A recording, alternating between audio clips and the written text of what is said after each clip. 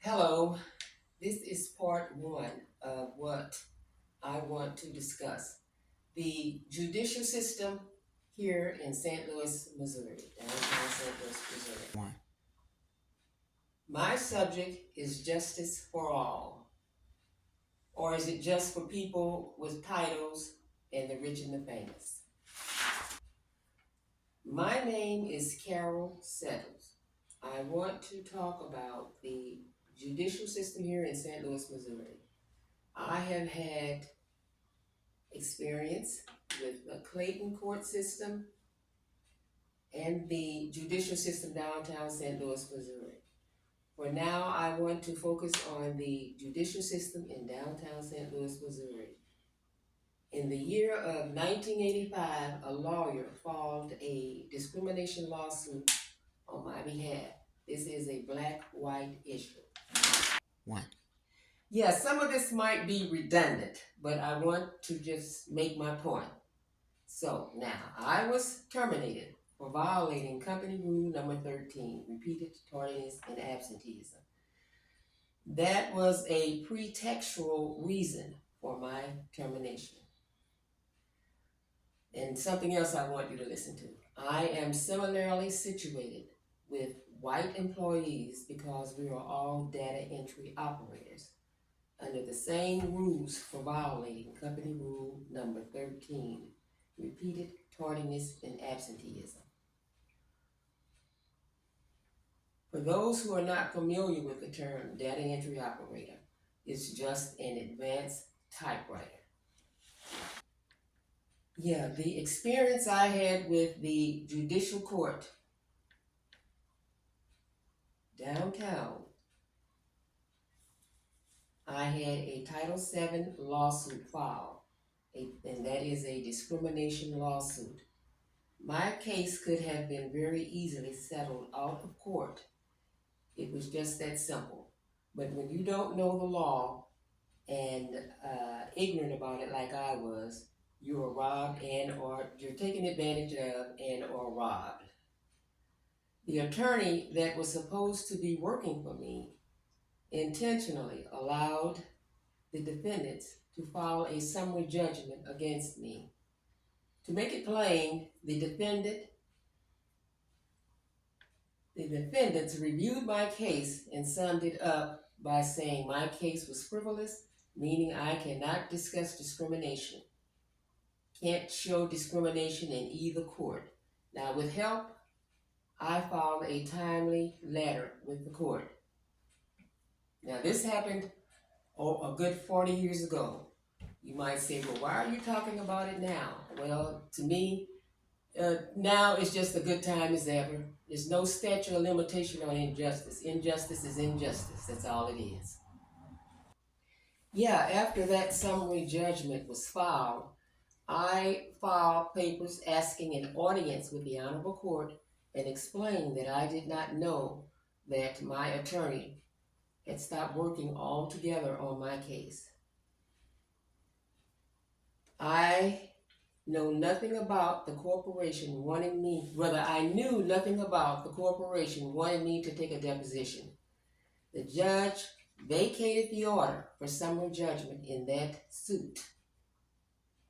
Also, this same memorandum says, and order also says, plaintiff then filed an instant suit. I knew nothing about the instant lawsuit that was filed. That was between the corporation, the judge, at the time, the corporation and the judge. That's trickery right there. I didn't file an instant suit. They did. The judicial system downtown. The court allowed me to continue my case, and the court awarded me a court-appointed attorney. I filed indigent with the court by following the rules of the court. Civil Complaints, Eastern District of Missouri. Information. Application to proceed without prepayment or fees of cost.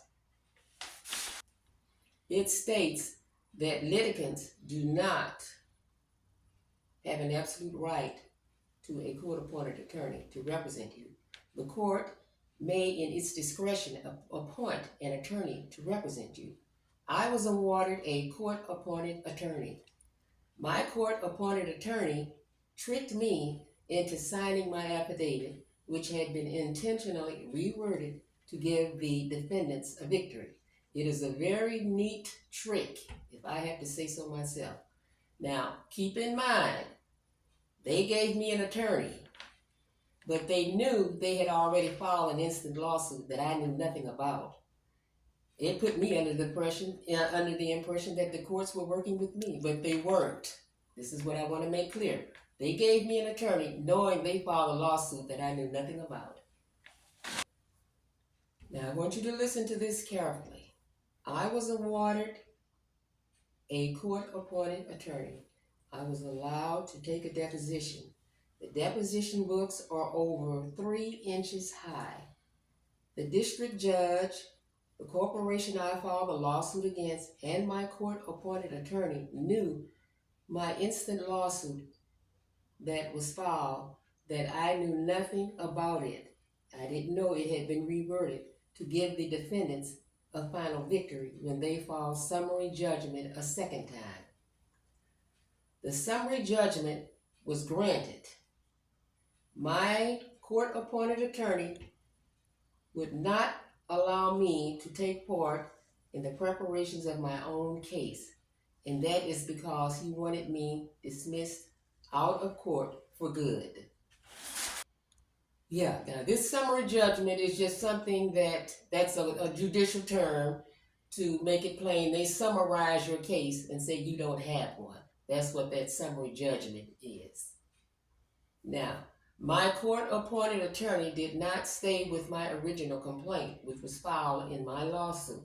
And another thing, I didn't see where they had filed a new lawsuit until after it was all over with. But just the same, I brought a lot of things out in the open. Now, my lawsuit stated the defendant terminated plaintiff for the stated reasons of excessive absenteeism and tardiness and low production, while not terminating similarly situated white employees who were excessively absent or tardy or who had low production. This was my original complaint filed in my lawsuit in 1985. First of all, I want to make something clear. Listen to the words similarly situated. I am similarly situated with white employees because we're all data entry operators under the same rules and regulations for violating company rule number 13, repeated tardiness and absenteeism. For me to show discrimination, I would have to show attendance records of white females who had poor attendance records. When the corporation terminated me for my poor attendance and did not terminate white employees for their poor attendance, then that is classified as discrimination. My court-appointed attorney filed a memorandum in opposition to defendant's motion for summary judgment. To make it plain, my attorney filed a letter in response to defendant's motion for summary judgment. The letter started off like this. It says, introduction. Then my attorney goes on to say, although plaintiff, me, was consistently rated as an acceptable employee, defendant terminated her for excessive absenteeism and tardiness. But evidence indicate that defendant retained white employees who had attendance similar to plaintiff's work records. Now, something I want to make plain, there's the trick right there. But when you got everybody working against you, you don't see the trick. My attendance is not similar to white employees. It's not similar. There's the trick right there. Are these all? Nor are my work records. My counsel used a trickery with words. I am similarly situated with white employees because we were all data entry operators, not because we have similar attendance. A statement like that shows there is no similarity, especially since I was terminated for my attendance. My court-appointed attorney also distorted the facts in count 2 of my original lawsuit by constantly stating, in particular, despite my acceptable work records, defendant terminated plaintiff for absenteeism and tardiness while not terminating white employees with similar performance, absenteeism, and tardiness records. Counselor goes on to say, in particular, a white woman had 116 hours off the job, 33 hours in sick leave. No, it was 116 hours sick leave and 33 hours of personal days. 848 hours, a total of absenteeism in a 2-year period. Plaintiff, me, I had only missed 4 days due to sick leave when I was terminated in 1984. But keep in mind, he used my attendance to show that I was not similarly situated with anybody. That was never my complaint. I had a lot of problems with this counselor, and this is how they pull that trick off. Now, after my lawsuit was dismissed, I appealed to the court, requesting an audience with the Honorable Court or a conference with the Honorable Court. I told them in a letter, the fact that I charged the employer with discrimination and harassment. It has not been easy for attorneys who took my word and diligently prosecuted. That because of the many problems with counsel, no relief at this point has been forthcoming. There continued to be a conflict of interest between me and my court-appointed attorney. To assist an attorney in any relevant prosecution, whether he's hired or court appointed, I am entitled to know what stages of my pretrial conference. Will input from me become necessary or important? My original complaint was never submitted or litigated. My frustration at watching counsel intentionally misrepresent me need attention from the court. Until counsel's preparation represent the factual basis upon which the original complaint was brought, my case will continue to be a miscarriage at litigation. Therefore, with premises considered, I urge the court to grant one of the following. 1, I ask for an audience with the court to discuss this and other relevant matters. Number 2, an order setting aside summary judgment for the defendant. 3, an order granting plaintiff permission to obtain the transcripts. In order granting plaintiff's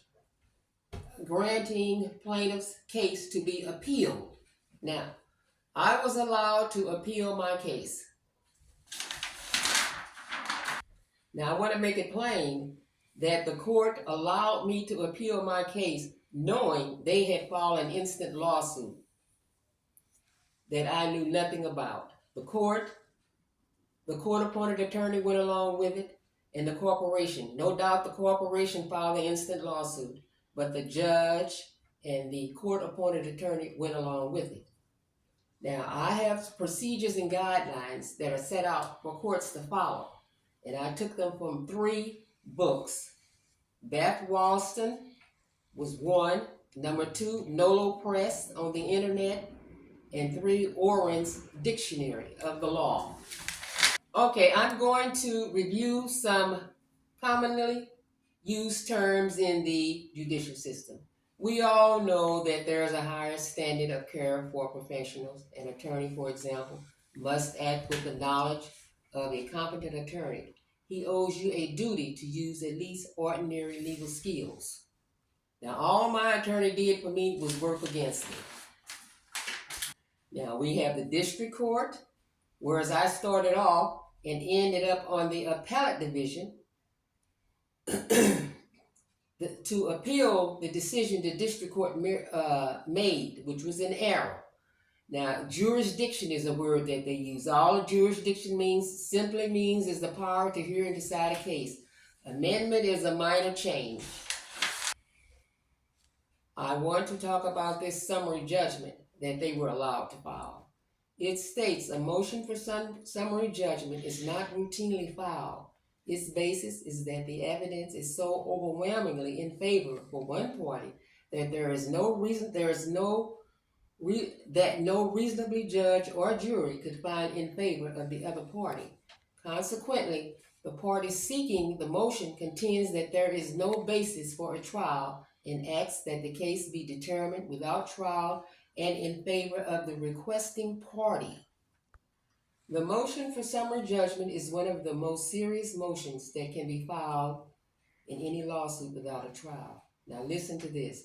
The decision is made solely on the basis of the evidence that exists at the time of the motion. The effect of such a motion is that the judge removes the case from the hands of the jury before it even reaches the jury members. Because our system of government places so much importance on jury system, this is a profoundly serious step for any judge. Another way of wording summary judgment is that a motion for summary judgment will not be filed unless there is evidence so strong that the opposing party's case, which is me, the corporation filed that summary judgment against me, my case was so poor, it was already effectively defeated by the evidence that would tend to prove it, my case. Consequently, motions for summary judgments are filed less often than other types of motions and are rarely granted. Now, they did have strong evidence because, as I said previously, they filed an instant lawsuit. The judge, the corporation, and my court-appointed attorney filed an instant lawsuit that I knew nothing about. They had strong reasons to file the summary judgment, but that was trickery on my part because my court-appointed attorney did not tell me about that other lawsuit that they filed. Now, there's also a term they use in the judicial system called a tort. Now, a tort is a civil wrong that has caused harm to a person or property. A tort arises when a party infringes on the rights of another person when there was no permission or agreement to do so and causes harm as a result of that infringement. Terminology in torts: negligence, an act or failure to act toward another when duty was owed to the other person. Now, the court, the judge, the corporation, and my court-appointed attorney, that was a tort against me. It was because I'm poor and black, they're all white and rich, except for the court-appointed attorney. But the attorney representing the corporation, they're rich. The judge, he's in the judicial system, he's part of it. So that's how that came about. Now, the act or failure to act was not what a reasonable person would have done under normal circumstances. That act or failure to act was the direct cause of injury to the other person, and the injury resulted in measurable financial, physical, or emotional damage to the other person. That was to me. Lawsuit. My court-appointed attorney wanted to write my brief, but I told him no, thank you. But everything was done in a timely manner. That judge on several occasions and told him that the court-appointed attorney was taking bribes. But he ignored it. But he knew about it anyway. The courts knew about it anyway. So I don't expect them to do anything to anybody because that was over 40 years ago. The judge might be deceased or retired, and so or the woman that was representing the corporation. Now, the little court-appointed attorney, he was young, he might be still living, but I don't expect them to do anything to any of them. I just want to bring this out in the open. My court-appointed attorney filed a motion for leave to withdraw. It was granted. We were both content with his decision. I went pro se, meaning I represented myself. I had a person to write a brief for me and filed in a timely manner. I was allowed to appeal my case. The district judge knew he, the corporation, and the court-appointed attorney had reworded my complaint. They also knew I do not know the law, and they used it to their advantage. My counsel intentionally deceived me by using my attendance records to show I was not similarly situated with anybody. Instead of saying we were all similarly situated as data entry operators,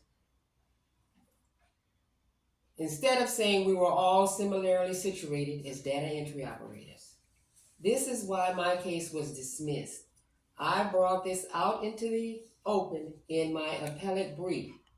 My service letter was not acknowledged, nor my original lawsuit that was filed in 1985. The appellate court only acknowledged the instant lawsuit that I did not see myself until it was all over with. In my brief, I explained in my preliminary statement how the court-appointed attorney knowingly and willingly reworded my lawsuit and distorted the facts as to how I was similarly situated with white employees. My initial lawsuit is in my brief in its entirety under Table of Contents, page 4. Now, I want to say a little bit about my brief. My brief wasn't perfect, but I had a preliminary statement, for one. 2, I had a table of authorities. 3, I had my initial lawsuit was in that brief. 4, the statement of the facts. 5, I had the discussion. 6, the points relied on, very important. 7, argument. 8, conclusion. Number 9, certificate of service, and 10, an index. In the index, I discussed 25 topics of my employment. The main thing I want to bring into the open is that on page 25, the correct reason as to why I was terminated. The service letter my first attorney sent for states I was terminated for violating company rule number 13, repeated tardiness and absenteeism. Report 3. Statement of the facts. I was terminated for being in violation of company rule number 13, repeated tardiness and absenteeism. That I was similarly situated with white employees because we were all data entry operators. My service letter is in my brief stating I was terminated for being in violation of company rule number 13. The conclusion of my brief says, plaintiff is also aware of the fact that you cannot introduce new documents or papers that were not reviewed on the trial level, the district court. That at this point in time, until my cause represent the factual basis upon which the original complaint was brought, plaintiff, meaning me, my cause will continue to be a miscarriage in litigation. Therefore, plaintiff asks that her case be remanded for corrective action. Keep in mind, this is a civil case. The decision is based on a preponderance of evidence. In some civil cases, the standard of evidence that is convincing under the preponderance standard. The burden of proof is met when the party with the burden convinces the fact finder that there is a greater than 50% chance that the claim is true. Now, in criminal cases, it's beyond a shadow of a doubt. But my case is a civil case.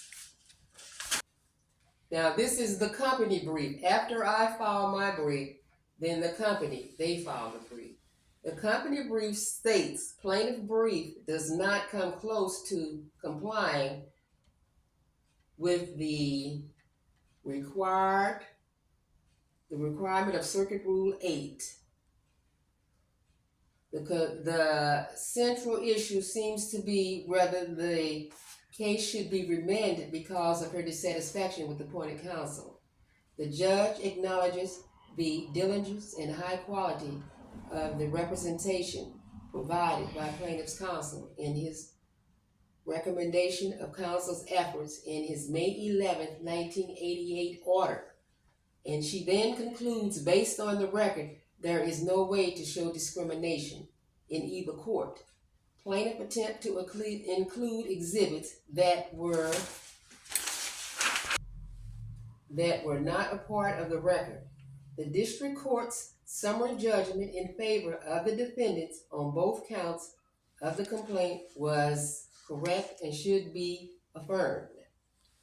Now, after they file their brief, then I file the last brief, which is a reply brief. I said in my reply brief, the corporation has failed to deny or refute appellant's facts that she was terminated for being in violation of company rule number 13, repeated tardiness and absenteeism. Plaintiff was similarly situated with white employees because they were all data entry operators under the same in the same department and under the same rules for violating company rule number 13. That plaintiff's lawsuit was reworded, all facts distorted, and all exhibits were withheld. Now all of this is in the brief. My original lawsuit and the service letter that stated I was fired for company rule number 13. Now, this is what the United States Court of Appeals for the 8th District final results. This is what they said. Washington brought this instant action against the corporation, alleging that the corporation terminated her for excessive absenteeism and tardiness, but did not terminate white employees with similar work records. The court specifically noted that Washington failed to make any showing that her job performance and work habits were comparable to those of white employees who were not disciplined or discharged. After a careful review of the record, we conclude the district court properly granted the corporation's motion for summary judgment. Finally, Washington's claim that appointed counsel reworded her complaint, distorted the facts, and withheld crucial documents is without support in the record. Accordingly, the order of the district court is affirmed. So, the appellate judges upheld all wrongdoing of my attorney, the withholding of all exhibits, rewording my complaint, lawsuit, distorting the facts, mainly as to why I was fired or terminated. My attorney would not allow me to participate in my own case. He didn't allow me to participate in the pretrial preparations and to assist any counsel in any relevant prosecution, whether he was hired or court appointed like he was. I was entitled to know what stages the preparing of my case is in. Will it be necessary for me to speak or not? I knew absolutely nothing until I had my records pulled. I had a right to participate in the preparations of my case, but my appointed counsel said it was only for judges and lawyers. I did not know any better. That is how I lost my case. The appellate judges, knowing all this, had no recourse but to remand my case. But they refused to give me justice. This was 2 circuit judges and 1 senior circuit judge. This instant lawsuit was filed by the corporation and agreed with the district judge. This instant lawsuit was filed by the corporation and agreed upon with the district judge. When I got a court-appointed attorney, he agreed to go along with it. It was never my lawsuit. My deposition books are a little under 3 inches high. Over 10 questions and answers on each page with 706 pages. On page 26, I was terminated for work habits. I realized I was terminated for attendance when the first attorney sent for a service letter, page 26. Page 600, I was told the service letter was not a part of my lawsuit. Now I knew all along that the court-appointed attorney was taking bribes, but on page 600 in my deposition books, I just went along with them. And I said if they never mentioned why I was terminated, I'll bring it up. But they were getting ready to close out, I'm being recorded, right? They were getting ready to close the procedure. That's why I told them, you never mentioned why I was terminated. And they told me it wasn't part of the lawsuit. And the court-appointed attorney, he just sat there. All right, now the appellate court, they review the action of a trial court and determines whether an error has been committed that requires corrective action. It is the duty of the appellate judges to ensure proper, fair, and consistent application of law for a jurisdiction. As with other legal professionals, appellate judges often have the assistance of law clerks and support personnel in the court system. Law clerks usually assist judges by performing legal research and providing a brief summary of the results and preparations of written. That's it. Judicial opinions. Appellate judges review cases that have been ruled on previously in a trial court. The records consist of all legal documents filed with the court by both parties for appellate judges to review. In the United States, the goal of an appellate judge is to ensure that the correct law was applied fairly and consistently. If the appellate court believes the lower court exceeded or improperly used its authority, abuse, or discretion, then the appellate court issues a ruling as to what occurred next in the case. To correct an error, the case is then remanded to the lower court for corrective action. All right, the appellate court knew all of that. All my records that were filed previously on this case was sent up to the appellate division. That's the procedure. They saw all of that. But yet and still, they ruled with the instant lawsuit and totally ignored my original complaint. And they also saw down there that plaintiff filed an instant lawsuit. But all that was cleared up in my brief. It would be stupid for me to say I'm similarly situated with somebody and I only missed 4 days and they missed 118 hours, but this is how I'm showing similarity. It didn't happen like that.